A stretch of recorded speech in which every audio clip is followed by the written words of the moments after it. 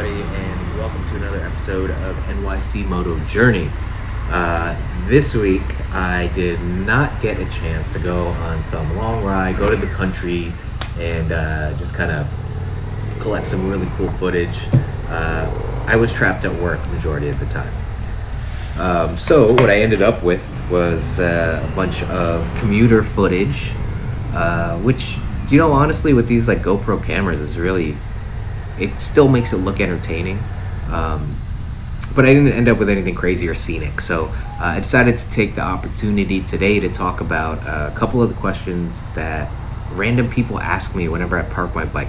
When you get your first motorcycle, you're gonna realize that you're gonna, first of all, the whole fantasy of like all women turning to you and thinking about how cool your bike is, it's not a thing. It doesn't happen ever. In fact, what you get is middle-aged, like working class guys, like crowding around your bike, asking you about like specific bike parts, and then not having the answers for them. That's like a very typical scenario for me. I park, my job is by a construction zone, so I get all these guys who come up and they want to talk shop and talk about what bikes they had, and I don't even know, like I haven't been studying motorcycles long enough to have answers or like even know what they're talking about. So I end up like getting schooled every day on like what particular bike came from when and when it was popular, and a bunch of random trivia about bikes that I don't even know. But anyway, sorry for the tangent. What I wanted to do was address some of the questions that some of these people ask me, and it's always like, I'm a beginner rider and I'm considering getting another bike. What bike should I get? Or I'm considering getting into motorcycle riding. What would you suggest? 600cc or 1000cc? There's some very basic questions, and they were asked to me enough that I started doing a little bit of research and learning how engines work and how, you know, what CCs are and how they affect the overall performance of the bike. I just started Googling stuff, and so I have a couple answers for these questions that I just wanted to touch base on them because I feel like they're probably going through some of your minds. If you're watching this video, you're probably having some of the same questions. The first question is actually, I'm going to make it bike specific, right? The Indian FTR 1200S, that's the bike that I'm riding in this video. That's the bike that I have. Is it good for beginners? In short, I would say sure. Contrary to every video that I've watched about this motorcycle, I think it's not all that bad for beginners. People say, I understand why people think of it as more of an advanced motorcycle. It has a lot of tech. It's a 1200cc engine. It's expensive. It's just not a natural choice for like your first bike.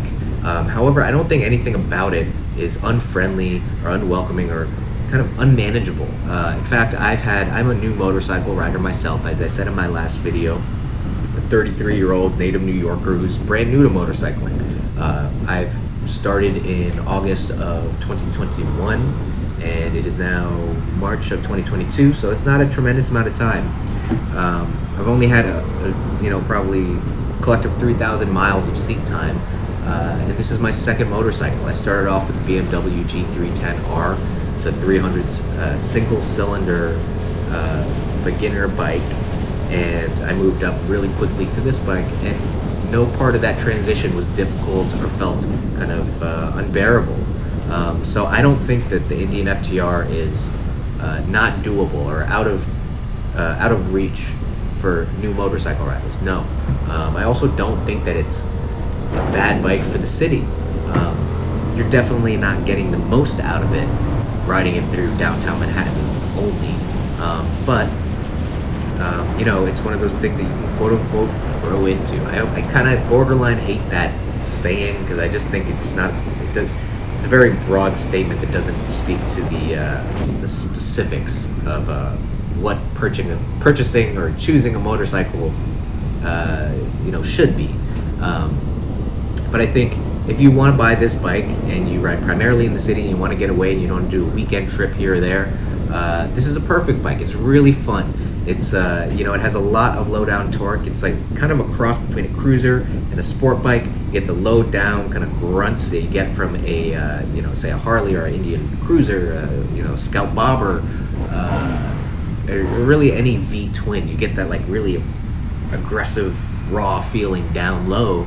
But then if you pin that throttle and you get it up to 6, 7, 8,000 RPM, you get that sport bike feel of that. You feel the engine kind of like get up to optimum operating speed, and it just cuts through the air and you're flying. So you can do both with this motorcycle.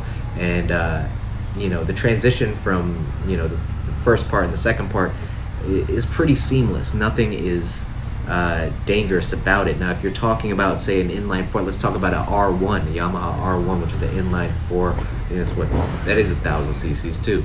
I have never ridden a an inline four, but from everything I've read and all the videos I've watched, it seems to be, you know, this crazy tipping point of power that a lot of people just can't handle. And whether or not I can handle it, I don't know.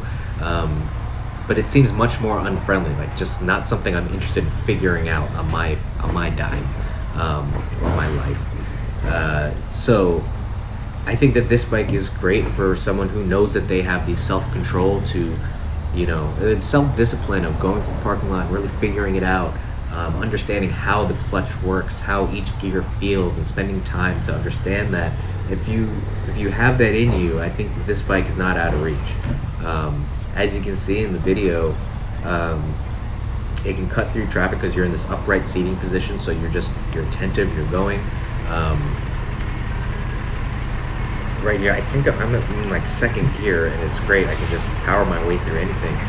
It fits, the handlebars are narrow enough so you can fit between cars. You don't have the traditional, you know, upright seating of a cruiser where your bars are like way out in front of you. So as far as a commuter goes, this bike has done me wonders. I will say, if you don't have self-control, it's a dangerous bike in that regard, just on like a personal psychological level, because the bike is kind of egging you on to go every gear. It's a fast bike, it's a feisty bike. It wants you to rev on the engine, and it feels so good when you do. So if you don't have all that much self-control, maybe consider learning on something else before you go onto this. But purely as a motorcycle, it's nothing about it is unwieldy. That's never fun. The traffic part is not fun. So yeah, I hope that makes it clear what type of motorcycle this is for a beginner. Definitely do it if you have self-control and feel like you can moderate your throttle when you need to. But this bike will give you endless fun. And I don't think I ever need to get another bike after this. Like, I don't even know what I'd move to that's more exciting than this. And as for my other questions that I get from people who approach me about my bike or just biking in general, what's the other question? What is a good motorcycle to start on, right? Okay, so this is how I handled it the wrong way. I did everything everyone said don't do, and I bought my first bike. I financed it, and I ended up upside down on it. So whatever, that's a separate story. But I was thinking start small and get bigger, right? And that's a definite way you can go, right? So you start looking at smaller displacement bikes, like down at the 300s. That's how I ended up with BMW. You look at like smaller, less powerful bikes, and you figure, I'm going to learn on this, and I can be able to manage it, and I'll move on to something else. Absolutely. However, don't buy your first bike. Go buy a beater, and a low power beater if that's your approach and that's what you want to do, and go drop it a couple times and then move on to something else. I think now, having ridden a 300 and also ridden my 1200, I can safely say that I would have been fine on the 1200. Mind you, I grew up, you know, riding everything else with wheels, not motorcycles, not automatic cars. So the real problem for me was learning, not problem, but the real process was learning the mechanics of the clutch. But other than that, I was very familiar with riding something through an urban environment, through a city, and being situationally aware.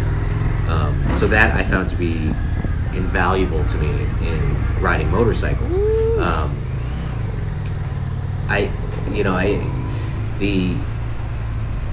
The thought of riding a 1200cc or even like a 1500cc bike isn't all that bad. It's that CCs is not the major deciding factor in what bike you should get. It shouldn't be, and it oftentimes is. I think what you need to do when considering what bike you should get for your first bike is figure out what first of all, make a list, make 2 lists. The first list is, what is your dream bike? What is your realistic bike that you'd be happy with and you put a smile on your face? And then what is the bike you would settle for? Figure out those 3 things. And then do a little bit of research on each one and figure out what type of bike they are, how many cylinders they have, what were they designed to do, how many CCs are there, what all the spec stuff, all that boring research. Do that. And then the second part of that equation is figuring out what you want to do with that bike. Like if you had no job and you had nothing to do, what do you want to go to track? Do you want to ride, dirt bike ride? Do you want to ride across the country? If money wasn't an option, time wasn't an option, what would you do? And then the second part is realistically, what are you going to use that bike for? How many days a week do you devote to, how many hours of each day do you devote to work? How often do you have to be at the office? Do you have kids? Do you have a wife? Do you play soccer? Like, how does this motorcycle fit into your schedule on the daily? So I think once you have all those things laid out on paper, you can figure out which of those 3 bikes you're going to purchase, and it's usually the second or third option, which is the bike that you are happy with and will put a smile on your face, and or the bike that you would settle for. So one of those 2. And now at that point you can decide which way you want to go.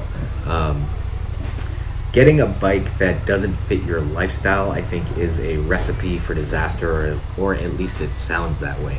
I can't imagine, having gotten this bike if, let's say, my job was, if I was an Uber driver and the majority of my time was spent in a car, and, the real reason I needed this bike was to go pick up groceries on the weekend, and now I have this 1200cc bike that I never ride because I'm always driving behind the wheel for work, and I get home and I'd rather just take the car.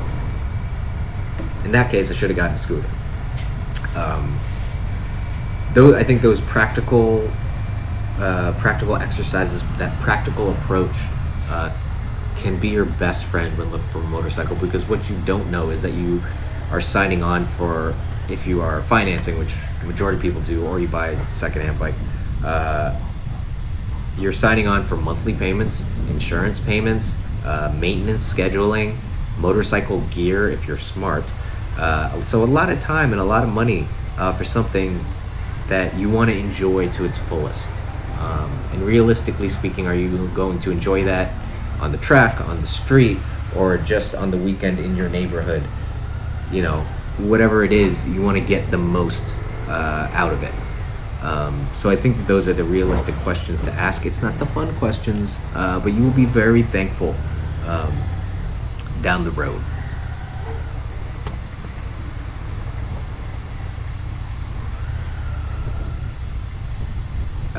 Okay, so the third question, right? CCs. This is another big one.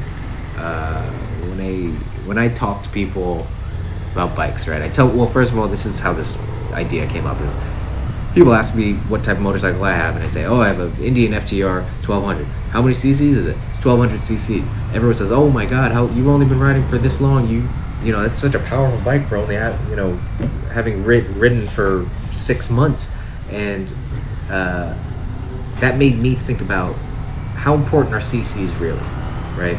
CCs definitely, so they're a measurement of like the physical space the cylinders have to create force that will in turn turn your wheel and make you go fast, right?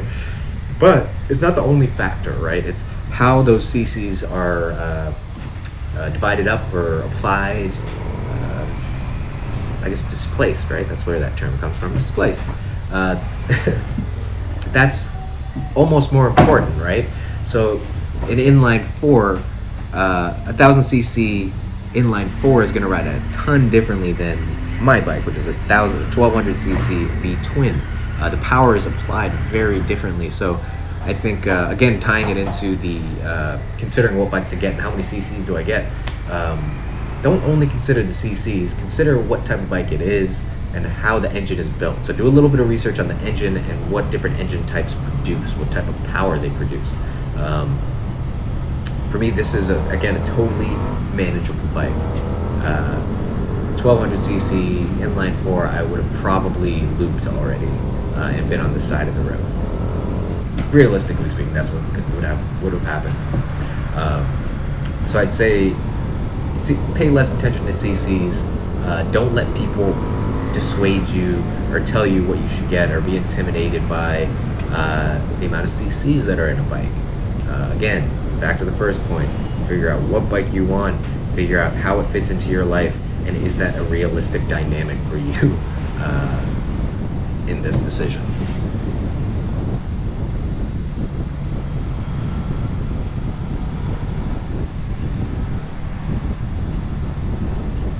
This is by far my favorite part of this ride, this bridge. It's so much fun. Once it opens up and people get away, you can just kind of safely do your own thing and just really let the engine open. Oh man, I gotta ride. I gotta go. Yeah, it's raining today. Otherwise, I would totally be riding. This guy right here, I remember this Range Rover. I don't know. People mess with you, man. Like people. I said this in a previous video, people just don't like motorcycles, and it's like when I drive this same road on my scooter, people, I guess they pity me and they just like give me space. People are really nice to me when I'm on my Vespa. They are not so nice to me when I'm on my motorcycle, and I ride very respectfully. I don't know what it is, but like that guy was just edging up on me just to do it. I don't know what.